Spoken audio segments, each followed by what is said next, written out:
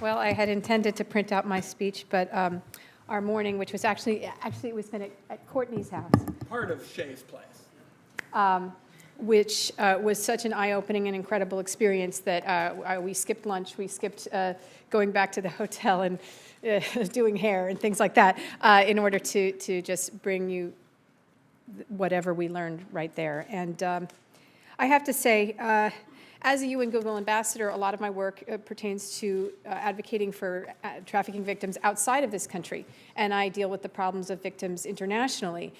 And I am quite horrified to say that based on my meetings today, I think that we are handling this situation worse than most countries that I've visited, because I think we have a basic misunderstanding of the problem. All child prostitution is trafficking, all of it. Every person under 18, and I would argue those who are past 18 but who were started in it on the street before 18 in what they call the game, to make it childlike and something a child can relate to. All of that is a criminal act, a severe criminal act visited upon the minor. They are not the criminals, and yet in almost all of our states, they are punished for the crime of prostitution. They are put in jail. Often the only way a girl is taken off the streets or a boy is taken off the street is they are arrested and put in jail. While their traffickers are not convicted, they are not brought to justice because it is more difficult to build a case against them.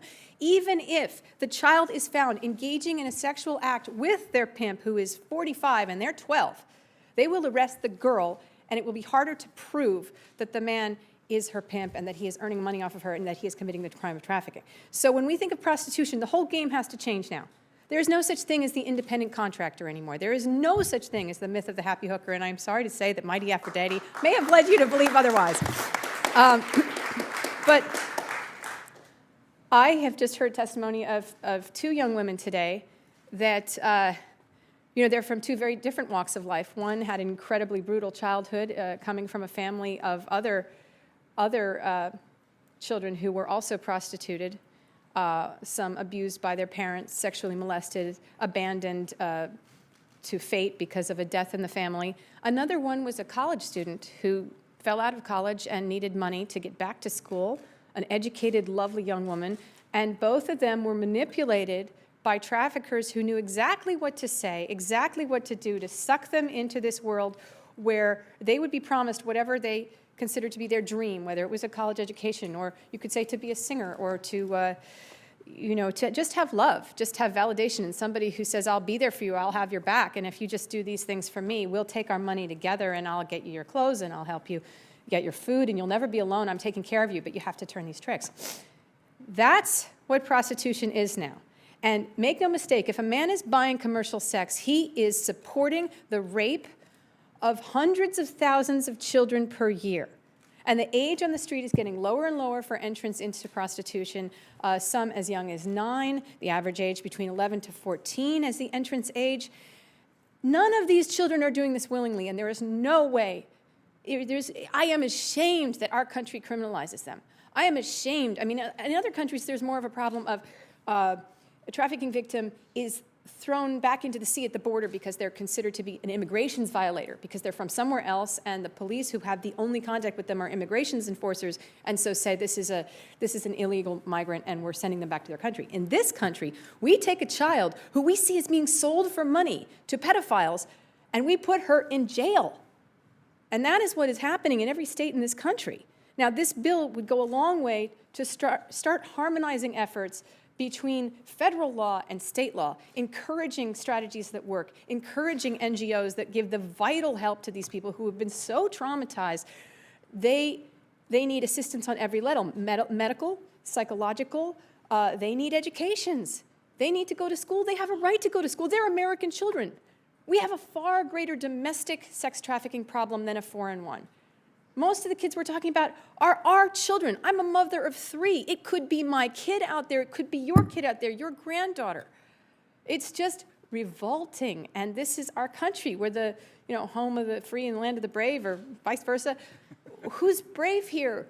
Once we know about this, the free, this must be a joke when kids think about their country that they're living in when they're living in this society, when they're turning 30 tricks a night, when men tell them they care about them and then have sex with them. This is not the country that I signed up for. This is not where I thought I grew up. I thought Lincoln ended slavery. You know, when I was in college, I used to visit an old woman. She was over 100 years old, and it was part of an outreach program to visit elderly people and sort of keep them current with the world. But it really benefited me more than it did her, I think. She was an incredible person. Her father had been born a slave. Her name was Susie Cox. She lived in Cambridge. And I asked her one day, I said, you know, well, in all these years that you've been alive, what have you seen in human nature? You know, have people changed? She said, people haven't changed at all. And she said, just the fashions have changed, you know, wars have come and gone, this has come and gone, but human nature is essentially the same. And I said, well, what do you think? Is it good or evil? And she said, every day I wake up and I ask myself that question, and I still haven't decided.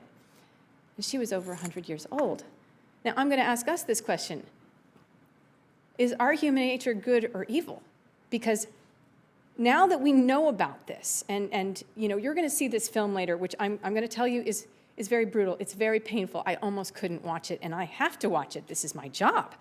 But it's so upsetting as a mother to see innocents destroyed and exploited and manipulated. So you're going to see this, and once you see this, you can't unsee it. You're not going to unsee the images of these children whose trust has been destroyed and who've been grossly used.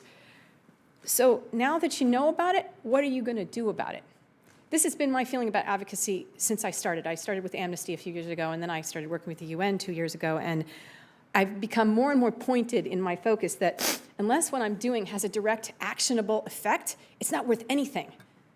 Me riling you up or moving you or relating the story of a victim is not worth anything if we all sigh a collective sigh and heave a small tear, and then we walk out and we do nothing. It's worse than if we were ignorant, because we can forgive ignorance, although, you know, we as a responsible nation should know what's happening around us. But now that we know, by the way, one of the most popular tracks for prostitution here in Washington is 2 blocks from the White House.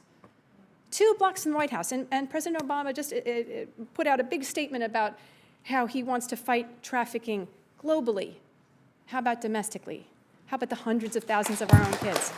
So in passing this bill, you will, you know, I'm not a patient person, and I was involved in the drafting of the Global Plan of Action at the UN. It's a sort of roadmap for countries who are signatory to the Palermo Protocol against trafficking to kind of have an actionable set of ideas and policies that they can implement in their countries. And the various country heads, or the representatives from the countries, were sort of haggling over language.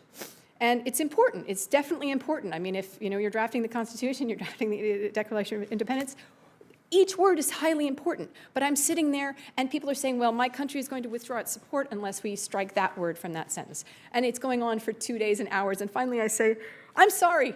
I'm out there talking to the victims all the time. I just came back from Mexico, and I met a little girl who was knee-high to a grasshopper, this tall. And when I saw her, I thought she was a sister of someone, a child of someone. And she was showing me her math homework, and she was missing her 2 front teeth, like my daughter, because, you know, she's growing in her adult teeth.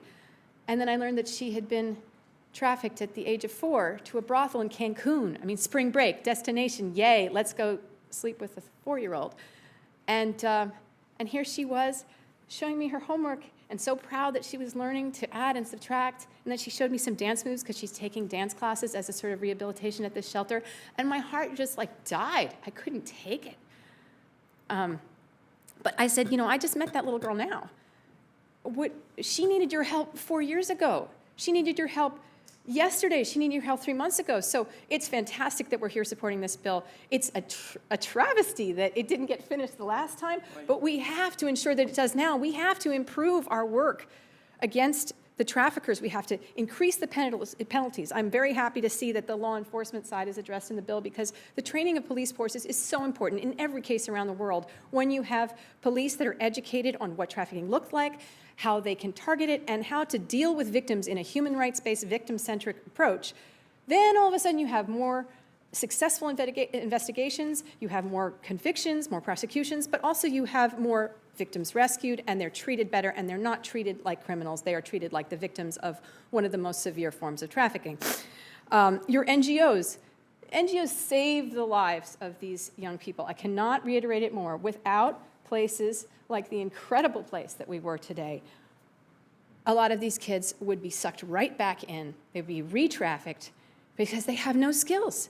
They have no parents. They have no one to love them, no one to take care of them, no one to give them an alternate way in life. So they're going to go right back to it unless there is a safety net for them where they're given all of these services and quickly. You're going to support hotlines that will help children 24/7 to finally access the services they need and basically the escape they need. You're going to help law enforcement be tipped off. You're going to educate medical personnel, who are often the only point of contact that a trafficked child has because they get an injury from a beating or a rape so severe that it requires medical attention. If the hospital worker doesn't know that that's a trafficking victim, they just go back to their pimp after that. If a school teacher doesn't know what the signs of trafficking are, they can't save a child in school. They can't also help other children avoid the snares of trafficking. So I know I'm going on, and I know there are other people that need to speak to you today, and I just want to say, now that our eyes are open and your eyes are going to be opened by this incredible film, let's look for solutions, okay? Let's look for action that we can all take as a nation and be the place that I was proud to grow up in. Let's, as Lincoln put it, let's call upon the better angels of our nature, and let's really start putting teeth in our fight against trafficking, because these children needed us a long time ago, and we have to help them now. So please pass this bill, and as quickly as you can. Thank you.